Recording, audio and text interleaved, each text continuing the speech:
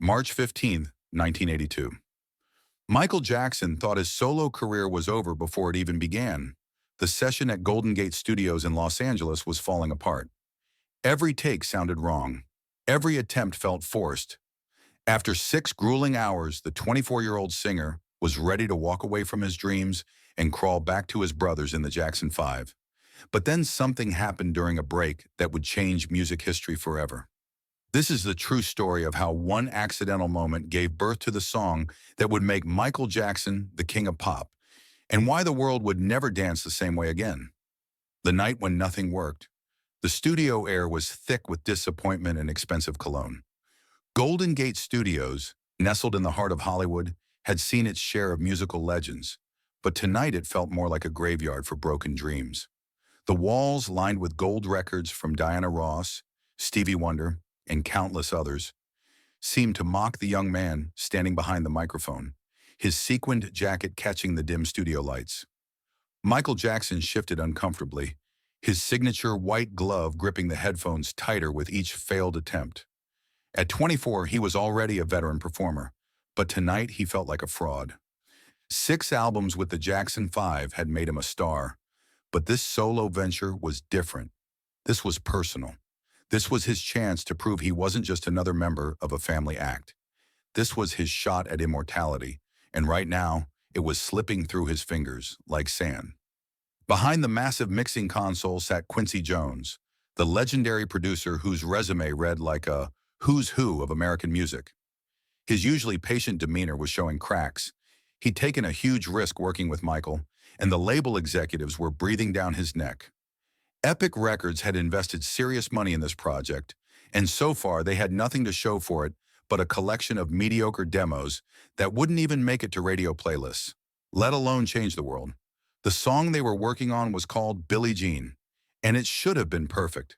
The lyrics were deeply personal, inspired by Michael's own experiences with obsessive fans who claimed impossible relationships with him. The melody was haunting, the rhythm hypnotic. On paper, it had everything needed for a hit, but something was missing, something indefinable that turned good songs into legends. Michael had been singing it the same way for weeks during pre-production.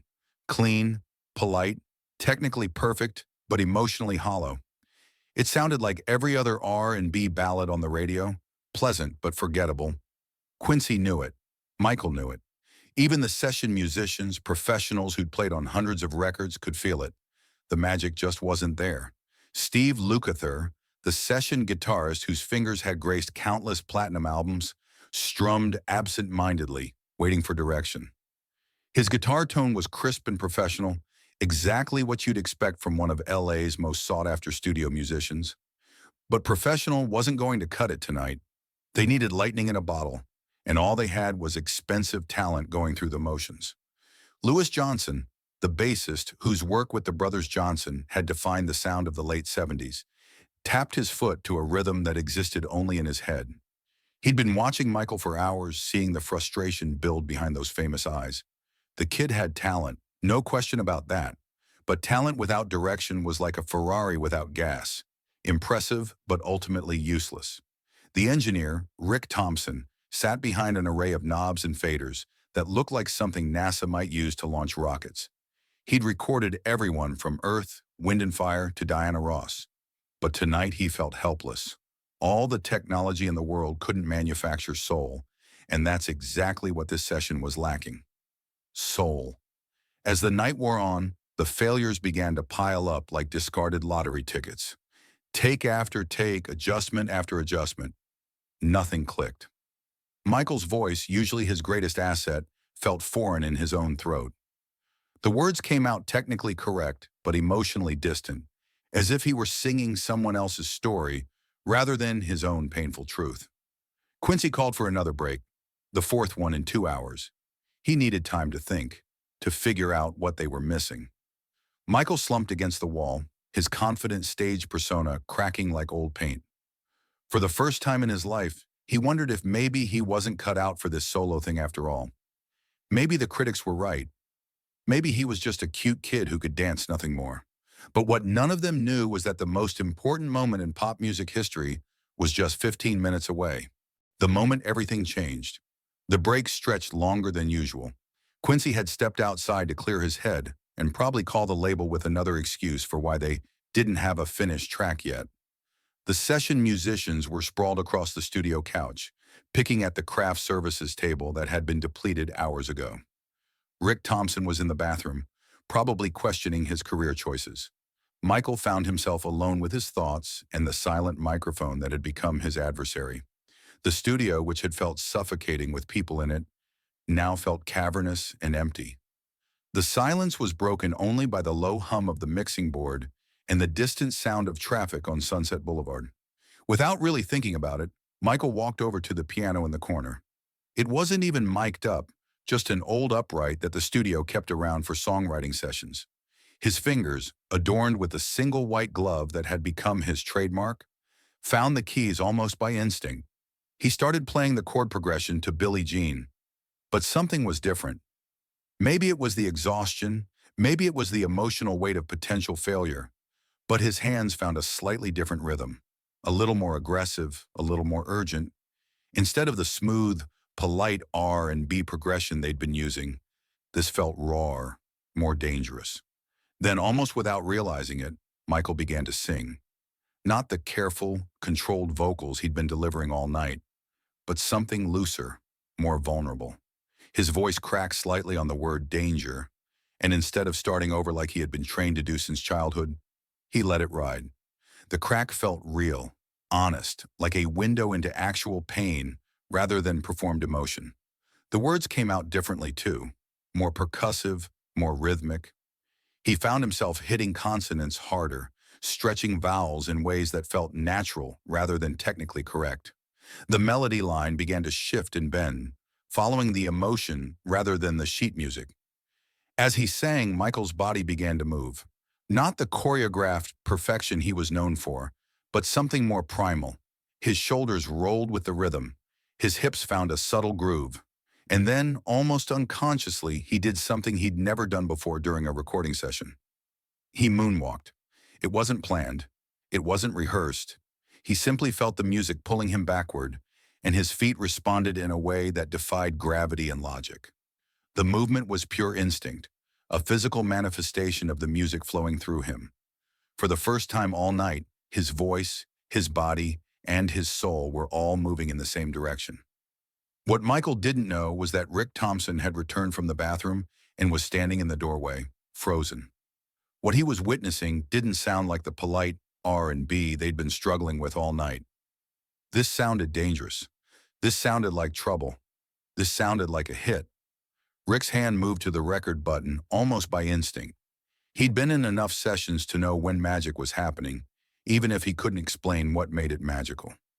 The tape began to roll, capturing not just Michael's voice, but something much more valuable, his authentic self. The discovery that changed everything. Rick Thompson's finger trembled slightly as he pressed the record button, hoping to catch whatever was happening in that room before it disappeared forever. Through the glass, he could see Michael lost in his own world, singing with an intensity that had been missing all night. This wasn't a performance. This was a confession. Michael's voice was doing things it hadn't done before. Where earlier takes had been smooth and controlled, this version was rough around the edges in all the right ways. His vocal runs felt spontaneous rather than calculated.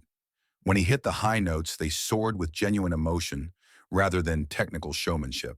And when his voice dropped to a whisper on the word schemes, it felt like he was sharing a dangerous secret. But it wasn't just the vocals that were different. The way Michael was moving while he sang was unlike anything Rick had seen before. The moonwalk, which would later become the most iconic dance move in music history, happened so naturally that it seemed like breathing.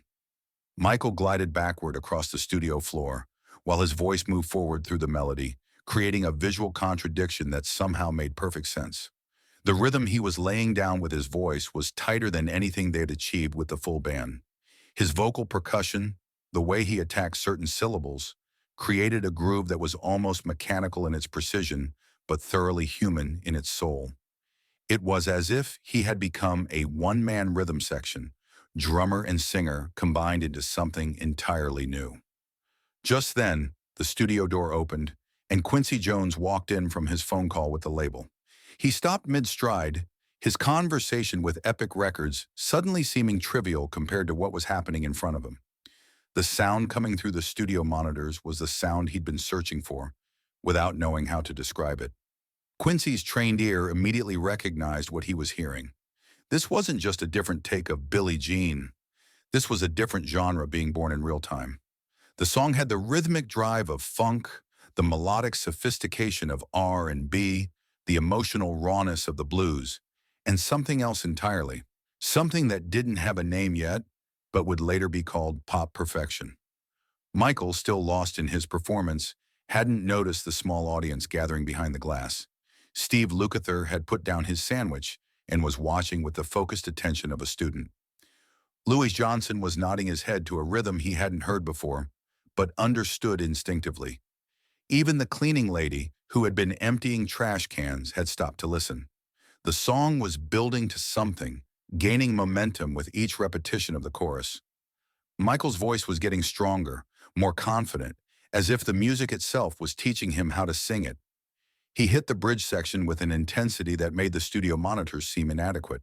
The small speakers couldn't contain the energy that was pouring out of this 24-year-old singer who had been struggling just minutes earlier.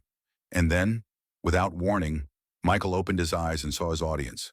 The spell was broken. He stopped singing abruptly, suddenly self-conscious about what he'd been doing. The studio fell silent, except for the gentle hiss of the recording equipment and the sound of Michael's slightly labored breathing. "What was that?" Quincy's voice came through the talkback system, but his tone wasn't critical. It was amazed. Michael looked confused, almost embarrassed. I don't know, messing around, I guess.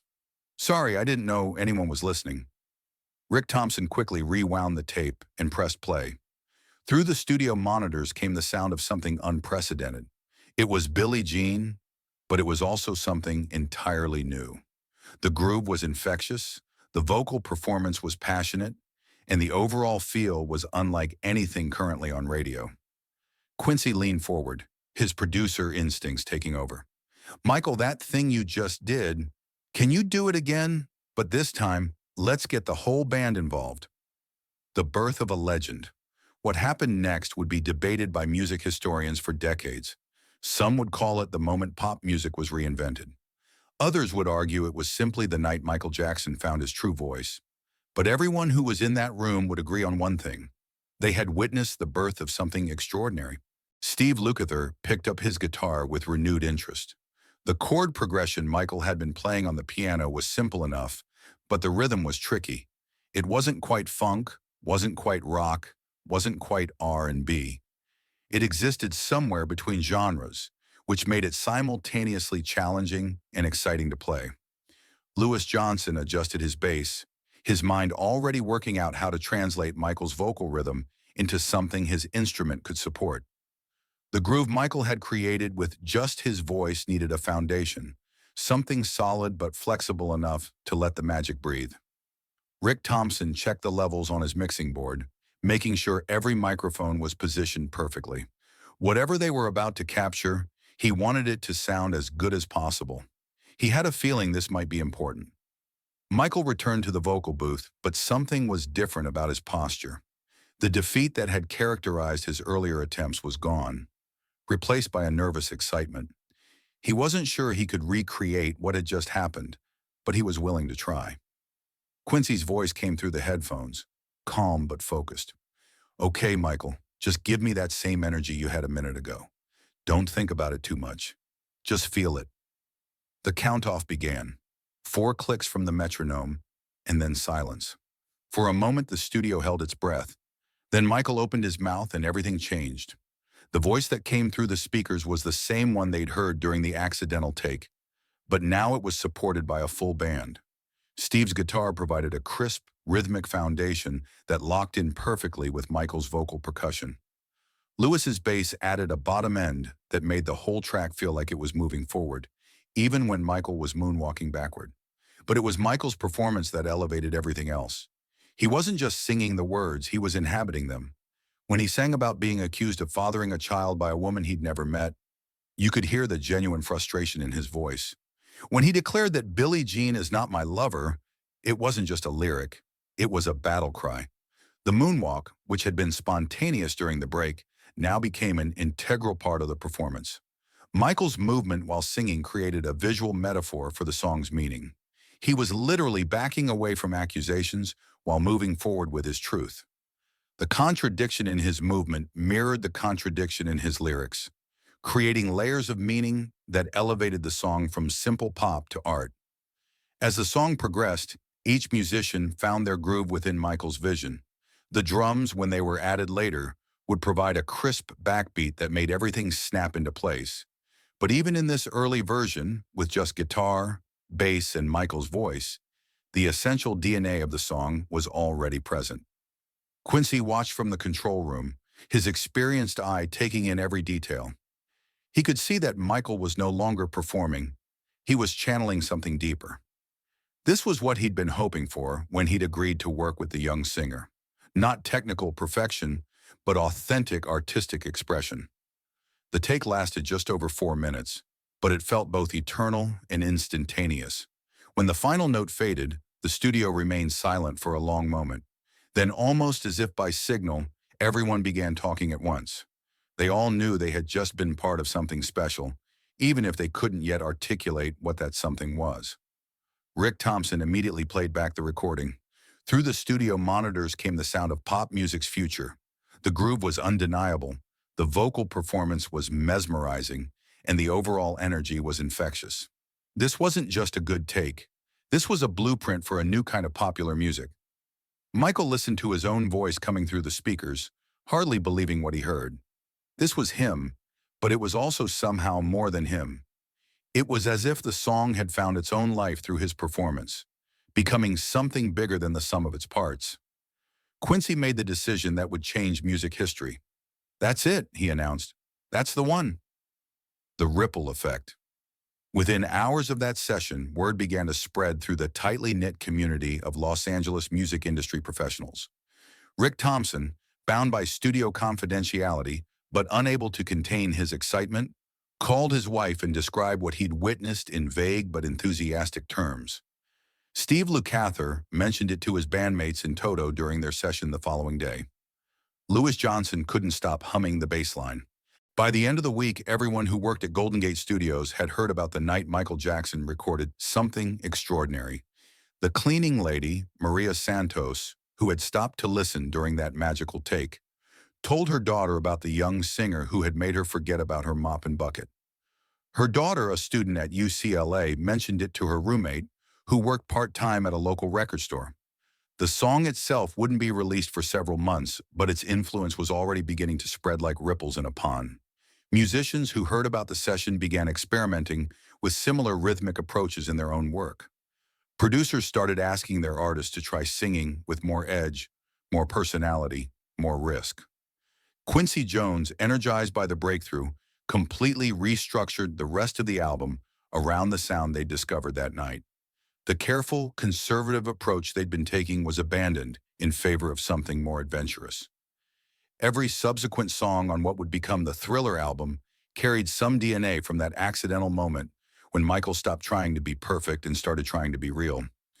Michael himself was transformed by the experience. The confidence he'd found during that late-night take began to carry over into other areas of his artistry. His dancing became more aggressive, more personal. His stage presence grew more commanding. The shy young man who had walked into the studio that night was gone, replaced by someone who understood his own power. But the real proof of what they'd captured wouldn't come until the song was actually released. In January 1983, nearly a year after that pivotal recording session, Billie Jean hit radio stations across America. The response was immediate and unprecedented. Radio DJs who were used to categorizing music into neat genres didn't know what to do with Billie Jean. It was too rhythmic for the R&B stations, too soulful for the rock stations, and too edgy for the pop stations. So in an unprecedented move, many stations simply played it anyway, regardless of their format. The song was so compelling that it transcended the usual industry boundaries. MTV, the relatively new music video channel that had been criticized for its lack of diversity, found itself unable to ignore the cultural phenomenon that Billie Jean was becoming. The video, featuring Michael's moonwalk performed with precision and artistry, became one of the first clips by a black artist to receive heavy rotation on the channel. The move broke down barriers that had existed since the network's inception. The impact extended far beyond music. The moonwalk, which had been born spontaneously during that late-night recording session, became a cultural touchstone. Children practiced it in school gymnasiums. Adults attempted it at wedding receptions. It became shorthand for cool, for innovation, for the impossible made possible. Dance culture itself was transformed. The combination of precision and fluidity that Michael demonstrated influenced everything from street dancing to ballet. Choreographers began incorporating moonwalking and its variations into their work. The move became so iconic that it's still being taught and performed 4 decades later. The recording techniques Rick Thompson had used to capture Michael's performance influenced how other engineers approached their work. The combination of intimate vocal recording with expansive instrumental arrangements became a template for pop production. The specific way Michael's voice was mixed, slightly forward in the track but surrounded by rhythmic elements, influenced countless subsequent recordings. Fashion was affected too. Michael's single white glove, which had been visible during the moonwalk, became a signature look copied by fans worldwide. The combination of casual and formal elements in his style influenced decades of pop star fashion choices. But perhaps the most significant impact was on the music industry's understanding of what was possible.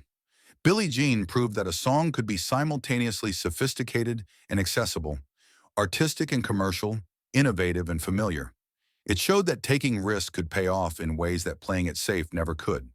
The young truck driver had become the king of pop, but it had started with an accident, a moment when trying stopped and being began. That March night in 1982 at Golden Gate Studios, when Michael Jackson stopped trying to make a hit and simply tried to tell his truth, changed not just his life, but the entire landscape of popular music. The legacy of an accident. Today, 40 years later, the influence of that night continues to reverberate through popular culture. The studio has become a pilgrimage site for musicians worldwide. Rick Thompson, who captured that magical moment, went on to become one of the most sought-after engineers in the industry. He never forgot the lesson he learned that night. Sometimes the most important thing a producer can do is simply press record when magic is happening, even if nobody planned for it.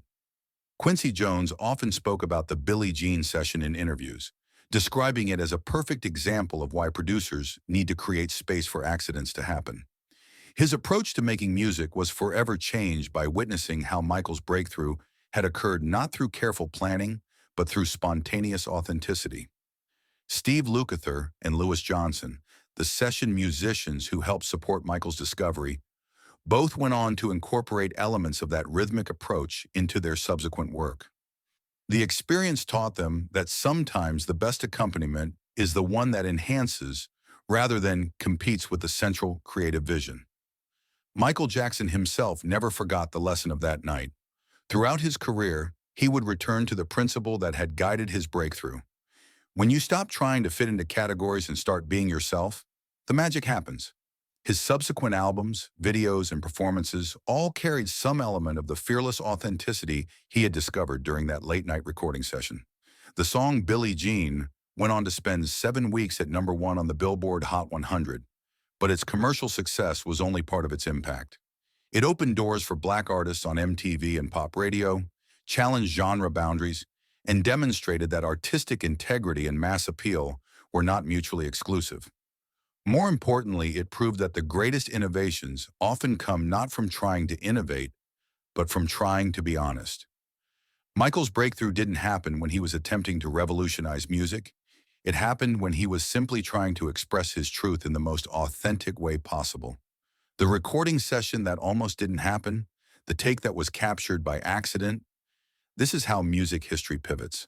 Not through grand gestures, but through small moments when someone decides to stop hiding and start revealing. That March night in 1982, Michael Jackson wasn't trying to become the legendary king of pop. He was trying to survive a very difficult recording session, but in that survival, he accidentally discovered something that would make him immortal. Because sometimes when you stop trying to make a hit, you end up changing the entire world forever.